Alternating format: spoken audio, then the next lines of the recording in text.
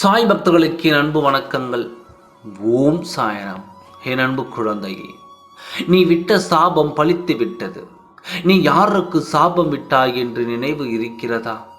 யாரை பார்த்து பயந்து நடுங்கிக் கொண்டிருந்தாய் நினைவு வருகிறதா? உன் முன் பேசக்கூட தயக்கப்பட்டு அவர்களை பார்த்தாலே எனக்கு அச்சமாக இருக்கிறது சாயப்பா. எனக்கு துரோகம் செய்கிறார்கள் என்று தெரிந்தும் அவர்கள் என்னை அழித்தால் நான் பயத்தோடும் தயக்கத்தோடும் சென்று அவர்களிடம் பேசிவிட்டுத்தான் வருகிறேன். என் மனம் படபதைக்கிறது. அவர்களை பார்த்தால் எனக்கு எத்தனை கொடூர செயல்களை செய்து இருக்கிறார்கள், எனக்கு அத்தனை கெடுதல்களும் செய்தது அவர்கள்தான் என்று தெரிந்தும் அவர்களிடத்தில் என்னால் எதிர்த்து நிற்க முடியவில்லை. இன்னும் அவர்களுக்கு முன்னால் கை கட்டித்தான் நின்று கொண்டிருக்கிறேன்.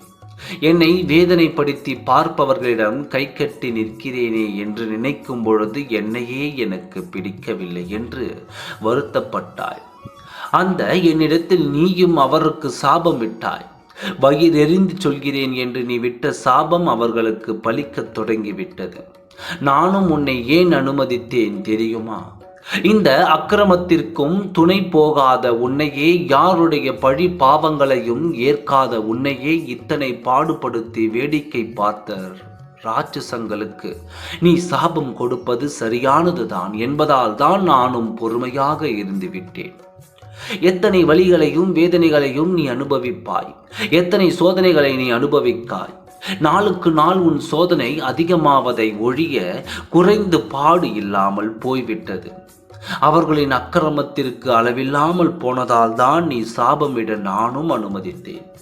அவர்களால் நீ பட்ட வேதனை போக வேண்டும் என்றால் அவர்கள் படும் வேதனையை நீ பார்க்க வேண்டும் என்று நியாயம்தானே? அவர்கள் செய்த அநியாயத்திற்கு அவர்கள் பெற்றுக்கொண்டிருக்கும் பரிசை பார். நல்லவர்கள் எவனாக இருந்தாலும் சாபமிட்டால் எரிந்து விடுவார்கள். அக்கிரமக்காரர்கள் அப்படி.